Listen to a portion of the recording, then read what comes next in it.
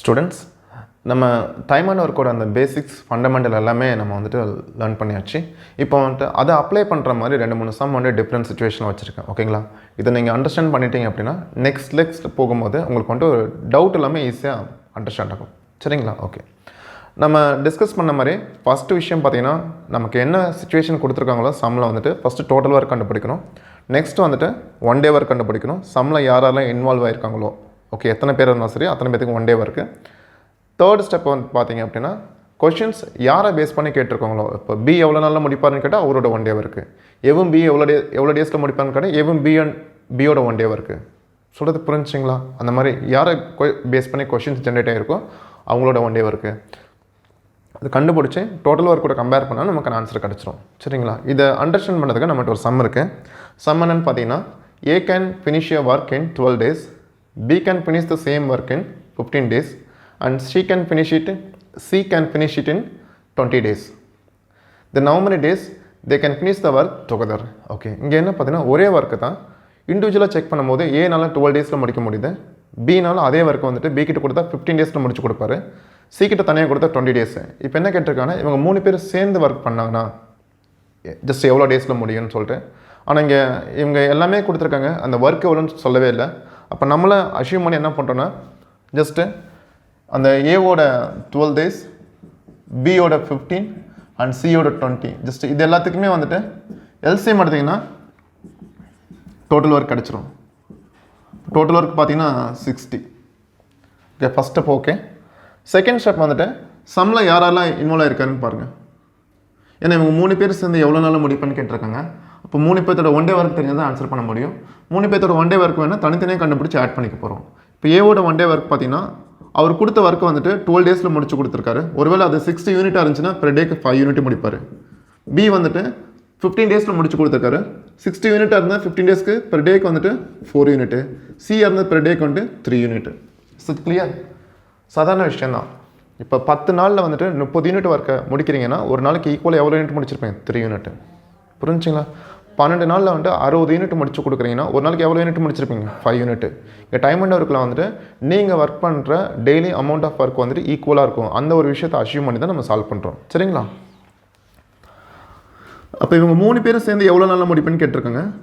First 3 பேர் சேர்ந்து ஒரு நாளில் எவ்வளோ முடிப்பேன்னு பார்த்தா 5 + 4 + 3 12 யூனிட் முடிப்பாங்க. ஓகே, 3 பேர் சேர்ந்து பெர் டேக்கு 12 யூனிட்னா அப்போ டோட்டலாக நமக்கு எவ்வளோ ஒர்க் இருக்குன்னு பார்த்தீங்கன்னா 60. பெர் டேக்கு 12 யூனிட்னா இப்போ 5 டேஸில் முடிச்சு கொடுப்பாங்க.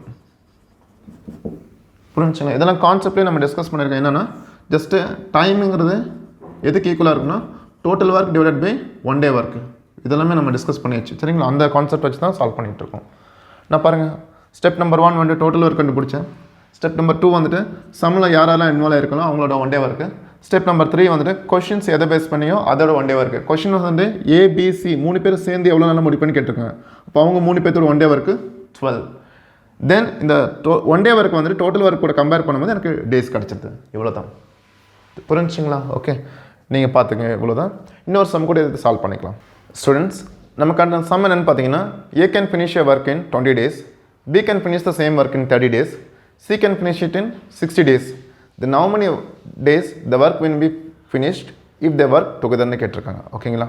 ஜஸ்ட் இங்கே ஃபஸ்ட்டு ஆல்ரெடி நம்ம இதை சால்வ் பண்ணியிருக்கோம். இன்னொன்று ஃபார் யுவர் கிளியர் அண்டர்ஸ்டாண்டிங் தான் சொல்லுவார். ஓகேங்களா? எனக்கு கொடுத்துருக்க டைம் பார்த்தீங்கன்னா ஜஸ்ட் ஏக்கு வந்துட்டு 20, பிக்கு வந்துட்டு 30, சிக்கு 60 டேஸு. ஓகே, ஏபிசி 3 பேர் சேர்ந்து எவ்வளோ டேஸில் ஒர்க் முடிப்பேன்னு கேட்டிருக்காங்க. ஃபஸ்ட்டு எனக்கு டோட்டல் ஒர்க் என்னென்னு பார்க்கணும். டோட்டல் ஒர்க் வந்து இதுக்கான எல்சிஎம் பார்த்தீங்கன்னா 60. அப்போ ஏவோட ஒன் டே ஒர்க் வந்துட்டு 3. ஏன்னா ஸ்ட்ராட்டஜி நம்பர் 1 வந்துட்டு டோட்டல் ஒர்க் முடிச்சாச்சு. இப்போ வந்துட்டு சம்மில் யாரெல்லாம் இன்வால்வ் ஆகிருக்காங்களோ அவங்களோட ஒன் டே ஒர்க் கண்டுபிடிக்கணும். இப்போது ஜஸ்ட் ஏ வந்துட்டு 3 யூனிட்டு, பிக்கு பெர் டே வந்துட்டு 2 யூனிட்டு, சிக்கு வந்துட்டு 1 யூனிட்டு. கரெக்டுங்களா? நம்ம லாஜிக்காக வச்சுக்கலாம். 20 டேஸில் 60 யூனிட் முடிக்கிறாரு, அப்போ ஒரு நாளைக்கு 3 யூனிட்டு. 30 டேஸில் 60 யூனிட் முடிக்கிறாங்க, ஒரு நாளைக்கு 2 யூனிட்டு. 60 டேஸில் 60 யூனிட் முடிக்கிறாங்க, ஒரு நாளைக்கு வந்துட்டு 1 யூனிட்டு.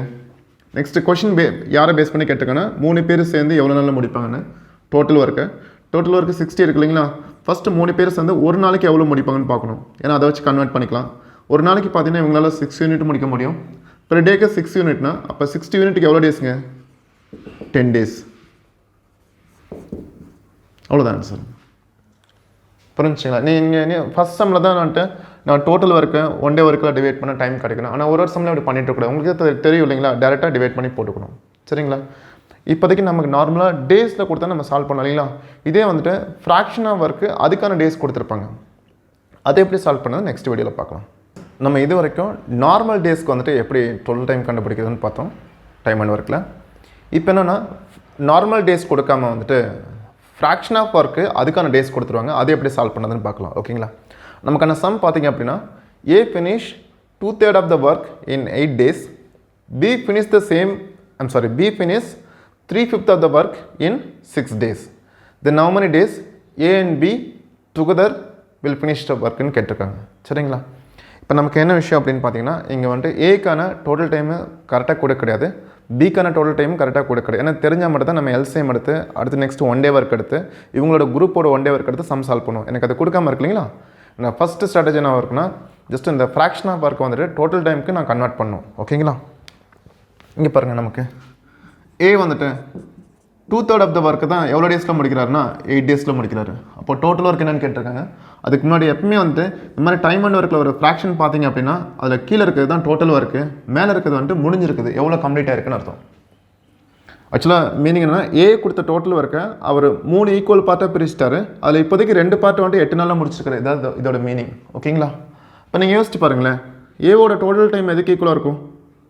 இந்த டோட்டல் பார்ட்டை முடிக்கிறதுக்கு தானே ஈக்குவலாக இருக்கும்.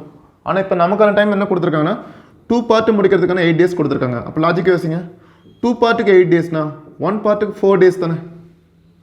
2 பார்ட்டு முடிக்கிறதுக்கு 8 டேஸ்னா அப்போ 1 பார்ட்டுக்கு எவ்வளோங்க லாஜிக்கா 4 டேஸு.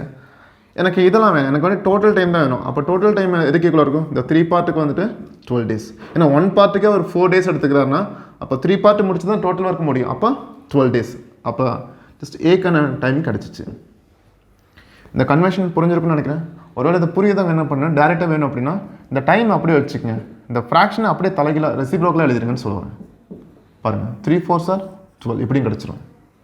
இது உங்களோட கன்வீனியன்ட் தான். ஏன்னா நான் ஃபஸ்ட்டு சொல்லிடலாம் ஜஸ்ட் ஏன் வந்துச்சு.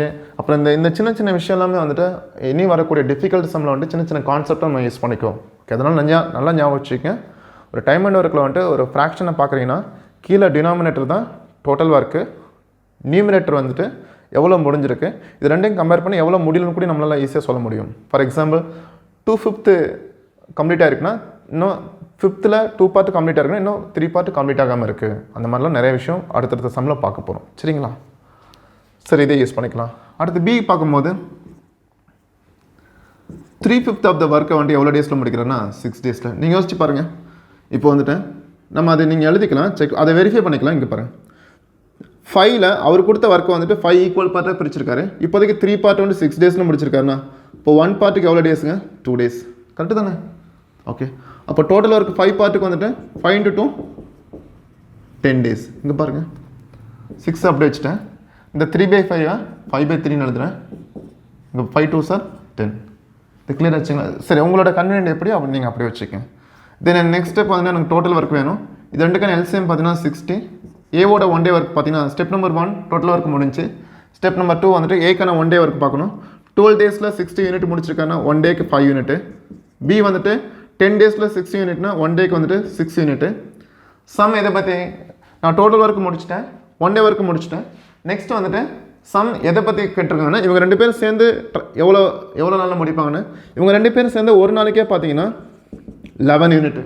இப்போ மொத்த ஒர்க்குக்கு 60/11 இதுதான் ஆன்சராக இருக்கும். ஒருவேளை இது இன்னும் சிம்பிளிஃபை பண்ணோம் அப்படின்னா 11 வந்துட்டு 60ல் 5 டைம்ஸ்க்கு 55 ரிமைனிங் 5 இவ்வளோ டேஸில் முடிப்பாங்க. இது கிளியர் ஆச்சுங்களா? நான் உங்களுக்கு புரியணுங்கிறதுக்காக தான் இவ்வளோ டீட்டெயிலாக பொறுமையாக நான் சொல்லிக் கொடுக்குறேன். நீங்கள் எக்ஸாமில் சால்வ் பண்ணும்போது நிறையா ப்ராக்டிஸ் பண்ணி வேகமாக சால்வ் பண்ணி எடுத்துக்கலாம். It clear? ஓகே பார்த்துக்குங்க. இப்போ இந்த சம்லேருந்து நம்ம என்ன லேர்ன் பண்ணியிருக்கோம் அப்படின்னா ஒரு டைம் அண்ட் ஒர்க்கில் வந்துட்டு ஃப்ராக்ஷன் இருக்குன்னா டினாமினேட்டர் வந்துட்டு டோட்டல் ஒர்க்கை மென்ஷன் பண்ணுது, நியூமினேட்டர் வந்துட்டு எவ்வளோ கம்ப்ளீட் ஆயிருக்குன்னு மென்ஷன் பண்ணுது. நம்ம அந்த கம்ப்ளீட் ஆயிருக்கான டைம் கொடுத்துருப்பாங்க, கம்பேர் பண்ணி 1 பார்ட்டு கன்வெர்ட் பண்ணி கீழே இருக்க பார்ட்டெல்லாம் மல்டிப்ளை பண்ணோம்னா டோட்டல் டைம் கிடைக்கும். அப்படி கிடச்சி 2 டோட்டல் டைம் வச்சு எல்சிஎம் எடுத்தோம்னா டோட்டல் ஒர்க்கு, அதை வச்சு ஒன் டே ஒர்க்கு எழுதலாம். ஒன் டே ஒர்க்கை வச்சு அந்த குரூப்போட ஒன் டே ஒர்க்கை எழுதி நம்ம சம் சால்வ் பண்ணிக்கலாம். ஓகே, நெக்ஸ்ட் டிஃப்ரெண்ட் கொஸ்டினில் பார்க்கலாம். தேங்க்யூ.